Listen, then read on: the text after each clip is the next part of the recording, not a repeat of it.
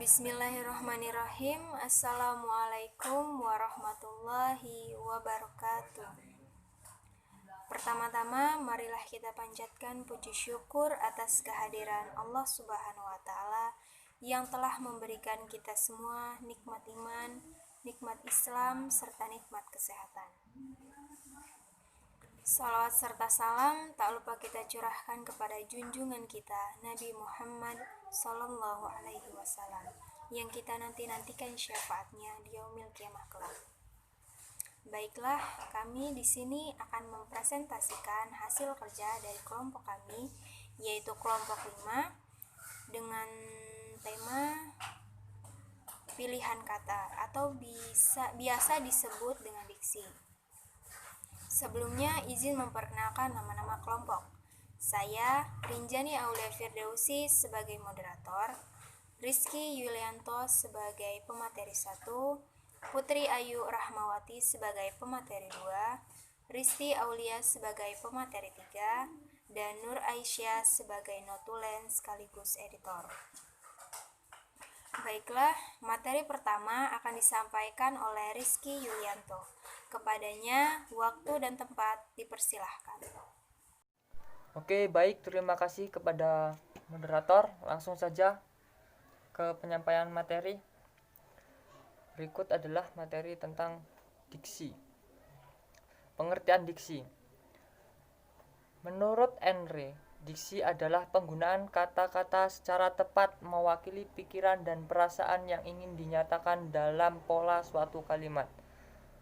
Menurut Kamus Besar Bahasa Indonesia, diksi berarti pilihan kata yang tepat dan selaras dalam penggunaan untuk mengungkapkan gagasan sehingga diperoleh efek tertentu seperti yang diharapkan. Pendapat lain dikemukakan oleh Keraf.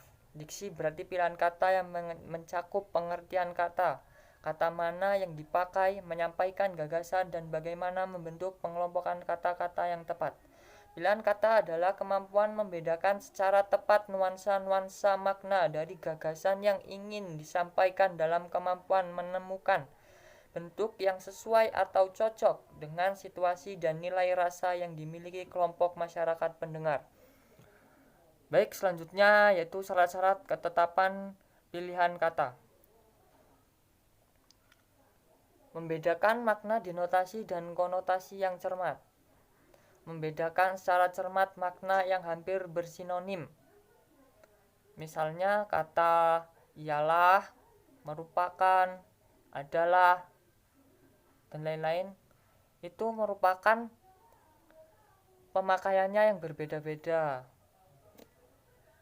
Terus, membedakan makna kata secara cermat kata yang mirip ejaannya. Misalnya syarat itu artinya penuh, sedangkan syarat itu artinya ketentuan. Selanjutnya, tidak menafsirkan makna kata secara subjektif berdasarkan pendapat sendiri. Selanjutnya, menggunakan imbuhan asing jika diperlukan harus mewakili makna secara tepat. Misalnya, legalisir itu sebenarnya legalisasi. Lanjut, menggunakan kata idiomatik berdasarkan susunan pasangan yang benar. Menggunakan kata umum dan kata khusus secara cermat. Menggunakan kata yang berubah makna dengan cermat. Selanjutnya, menggunakan dengan cermat kata yang bersinonim, sama arti tapi beda pengucapan, dan berhomofoni, yaitu sama bunyi tapi beda makna. Menggunakan kata abstrak, konseptual, misalnya pendidikan, wirausaha, dan lain-lain. Selanjutnya yaitu syarat kesesuaian kata. 1. Menggunakan ragam baku dengan cermat dan tidak mencampur adukan penggunaan dengan kata yang tidak baku, yang hanya digunakan dalam bahasa pergaulan sehari-hari. Selanjutnya, menggunakan kata yang berhubungan dengan nilai sosial dengan cermat. Misalnya, tunawisma itu bahasa yang baik, sedangkan bahasa yang tidak baik itu gelandangan. Terus menggunakan kata berpasangan, idiomatik, dan berlawanan makna dengan cermat. Menggunakan kata dengan nuansa tertentu. Selanjutnya menggunakan kata populer. Misalnya psikologi itu bahasa ilmiahnya, sedangkan kata populernya itu ilmu jiwa. Menghindari penggunaan ragam lisan pergaulan dalam bahasa tulis. Misalnya tulis, kerja itu merupakan bahasa lisan, sedangkan dalam penulisan dalam bahasa tulis itu menulis, bekerja, dan lain-lain. Terima kasih, saya kembalikan ke moderator untuk penyampaian materi yang kedua. Baiklah, terima kasih kepada Rizky Yulianto. Selanjutnya materi kedua akan disampaikan oleh Putri Ayu Rahmawati. Kepadanya, waktu dan tempat dipersilahkan. Baik, terima kasih kepada moderator. Di sini saya akan menyampaikan materi yang kedua, yaitu pembagian makna kata. A. Makna denotatif. Makna denotatif adalah makna dalam alam wajar secara eksplisif. Makna denotatif ialah arti harfiah suatu kata tanpa ada suatu makna yang menyertainya. Makna denotatif atau denotasi sering disebut makna konseptual, makna sebenarnya, dan makna lugas. B. Makna konotatif. Makna konotatif adalah makna asosiatif, makna yang timbul sebagai akibat dari sikap sosial dan kriteria tambahan yang dikenakan pada sebuah makna konseptual. Kata yang bermakna konotasi adalah kata-kata yang dipakai secara kiasan pada suatu kesempatan, penyampaian, atau disebut juga dengan ungkapan atau idiom. C. Makna umum dan khusus. Kata umum dibedakan dari kata khusus berdasarkan ruang lingkupnya. Makin luas ruang lingkup suatu kata, makin umum sifatnya. Sebaliknya, makna kata menjadi sempit ruang lingkupnya, makin khusus sifatnya. Makin umum suatu kata, makin besar kemungkinan terjadi salah paham atau perbedaan tafsiran. Sebaliknya, makin khusus, makin sempit ruang lingkupnya, makin sedikit terjadi salah paham. Dengan kata lain, semakin khusus makna kata yang dipakai, pilihan kata semakin cepat. D. Kata konkret dan abstrak. Kata yang acuannya semakin mudah diserap panca indera disebut kata konkret, seperti meja, rumah, mobil, dan lain-lain. Jika suatu kata tidak mudah diserap panca indera, maka kata itu disebut kata abstrak, seperti gagasan dan saran. Kata abstrak digunakan untuk mengungkapkan gagasan rumit. Kata abstrak mampu membedakan secara halus gagasan yang bersifat teknis dan khusus. E. Sinonim. Sinonim adalah dua kata atau lebih yang pada asasnya mempunyai makna yang sama tapi bentuknya berlainan. Kesinoniman kata masih berhubungan dengan masalah makna denotatif dan makna konotatif suatu kata. Sinonim ialah persamaan makna kata, artinya dua kata atau lebih yang berbeda bentuk ejaan dan pengucapannya. Seperti contoh, cermat dan cerdik. Kata itu bersinonim, tapi kedua kata tersebut tidak persis sama benar. F. Pembentukan kata. Ada dua cara pembentukan kata, yaitu kata ilmiah dan kata populer. Kata ilmiah merupakan kata-kata logis dari bahasa asing yang diterjemahkan ke dalam bahasa Indonesia. Kata ilmiah juga biasa digunakan oleh kaum terpelajar, terutama dalam tulisan-tulisan ilmiah, pertemuan-pertemuan resmi, serta diskusi-diskusi khusus. Yang membedakan dari kata populer adalah kata populer sering digunakan dalam komunikasi sehari-hari.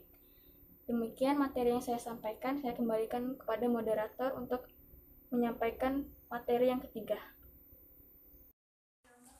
Baik, terima kasih kepada Putri Ayu Rahmawati. Materi ketiga akan disampaikan oleh Risti Aulia. Kepadanya, waktu dan tempat dipersilahkan. G. Kata serapan. Kata serapan adalah kata yang diadopsi dari bahasa asing yang sudah sesuai dengan EYD. Penyerapan kata ke dalam bahasa Indonesia terdapat dua unsur, yaitu 1. Keteraturan bahasa atau analogi. Dikatakan analogi kata jika memiliki bunyi yang sesuai antara ejaan dengan pelafalannya. Kedua, penyimpangan atau ketidakteraturan bahasa atau anomali. Dikatakan anomali apabila kata tersebut tidak sesuai antara ejaan dan pelafalannya. H. Analogi. Analogi adalah keteraturan bahasa, bisa dalam bentuk sistem fonologi, sistem ejaan, atau sistem struktur bahasa. I. Anomali. Kata-kata asing yang diserap ke dalam bahasa Indonesia secara utuh tanpa mengalami perubahan penulisan memiliki kemungkinan untuk dibaca bagaimana aslinya, sehingga timbul anomali. Penggeseran dan tambahan makna kata. Faktor penyebab perubahan makna yaitu kebahasaan, kesejarahan, kesosialan, kejiwaan, bahasa asing, dan kata baru. Pengertian kebahasaan yaitu unsur di mana menentukan kata yang baik dan benar. Kebahasaan meliputi perubahan intonasi, bentuk kata, dan bentuk kalimat. Kesejarahan yaitu sesuatu yang mencakup tentang sejarah. Misalnya, prestasi orang itu berbobot, sekarang menjadi berkualitas. Kesosialan yaitu sifat kemasyarakatan. Makna kesosialan berpengaruh terhadap perubahan makna. Misalnya, guru disebut pahlawan tanpa tanda jasa. Kejiwaan. Kejiwaan merupakan perubahan yang ditimbulkan oleh pertimbangan, yaitu rasa takut. Contoh, Guillermo disebut hidung belang. Kedua, kehalusan. Contohnya, malas disebut kurang rajin. Ketiga, kesopanan. Contohnya, gagal disebut kurang berhasil. Bahasa asing merupakan bahasanya tidak bisa digunakan oleh masyarakat yang mendiami wilayah tertentu. Misalnya, bahasa Indonesia dianggap sebagai bahasa asing di Eropa. Kata baru. Kata baru merupakan kata yang sebelumnya belum pernah didengar. Misal, gawai yang merupakan padaman kata dari gadget. Gaya bahasa. Gaya bahasa ditentukan oleh ketepatan dan kesesuaian pilihan kata. Gaya bahasa mempengaruhi terbentuknya suasana, kejujuran kesopanan, kemenarikan, tingkat keresmian, dan realita. Gaya bahasa berdasarkan nada yang dihasilkan pilihan kata dibagi menjadi 3 macam, yaitu 1. Gaya bahasa bernada rendah atau gaya sederhana, yang merupakan ekspresi pesan yang mudah dipahami oleh berbagai lapisan pembaca. Kedua, gaya bahasa bernada menengah, yang merupakan rangkaian kata yang disusun berdasarkan kaidah sintaksis dengan menimbulkan suasana dan kesejukan. Ketiga, gaya bahasa bernada tinggi mengekspresikan maksud dengan penuh tenaga, menggunakan pilihan kata yang penuh vitalitas, energi, dan keberanian universal. Sekian yang dapat saya sampaikan. Saya akhiri. Wassalamualaikum warahmatullahi wabarakatuh. Baiklah, terima kasih kepada semua pemateri. Mungkin hanya itu yang dapat kami sampaikan. Kurang dan lebihnya kami mohon maaf. Kami akhiri. Wassalamualaikum warahmatullahi wabarakatuh.